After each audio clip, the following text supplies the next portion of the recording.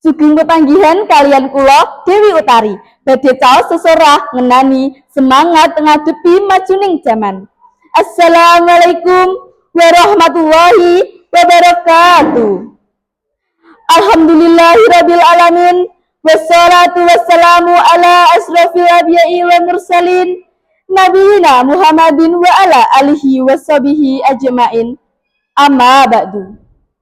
Ingkang kinurmatan Bapak saha Ibu Dewan Juri, ingkang kinurmatan para kadang mitra saha kadang muda taruna, pejuang bangsa saha negara. Langkung rumiyin sumangga kula panjenengan sami aturaken raos puja saha puji syukur wonten ngarsanipun Gusti Allah Subhanahu wa taala. Ingkang sampun paring rahmat, hidayah saha nikmat ingkang tanpa upami. Katite ing ari kalenggahan menika kula panjenengan sami saged nderek mangayu bagya adicara Festival Literasi Basa lan Sastra Jawa ing warsa 2019 kanthi wilujeng kales ing rubeda nir ing sambekala. Selawat saha salam mugi tansah kaluburaken dumateng Nabi junjunganipun sedaya umat Islam.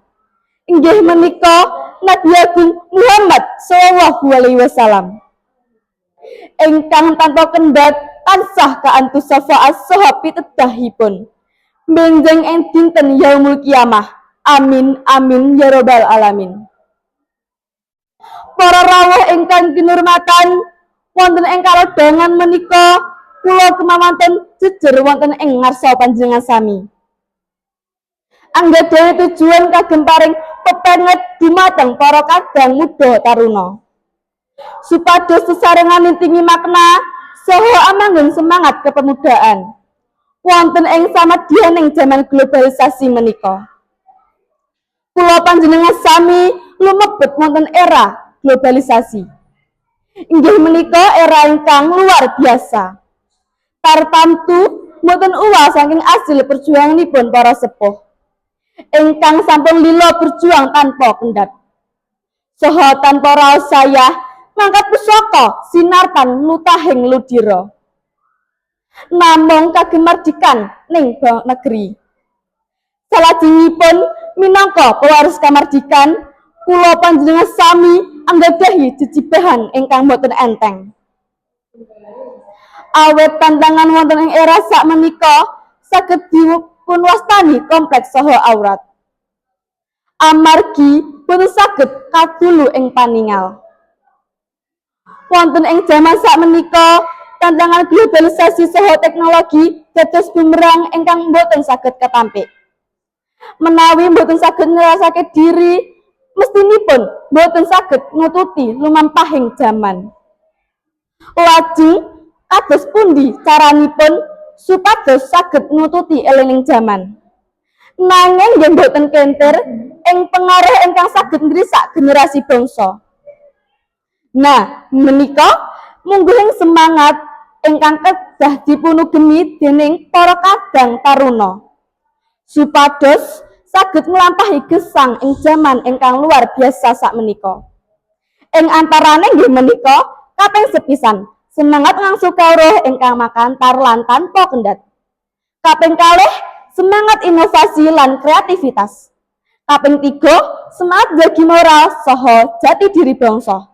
Kaping sekawan semangat kolaborasi saha networking utawi semangat gotong royong. Para kadang pintra ingkang kula tresnani, kula panjenengan sami minangka generasi bangsa mujudaken arsitek masa depan. Masa depan bangsa wonten ing regening kita. Sampun ngatos dados generasi ingkang keset saha namung saged ningali kahanan. Generasi muda kedah sregep makarya, semangat berjuang saha migunani tumrap bangsa lan negeri. Dados generasi ingkang disiplin, jujur saha tanggung jawab.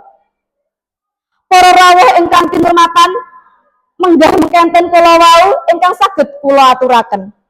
Mugi-mugi sesurah menika saged dados renungan saha motivasi kagem kula panjenengan sami.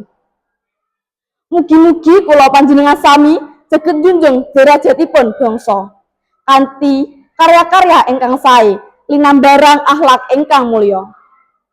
Pungkasaning atur menawi anggen kula paring sesolah dinten menika kirang pranani pengalih saha kathah kelepatan kula ngaturaken agung pangapunten tanpa upami. Wassalamualaikum warahmatullahi wabarakatuh.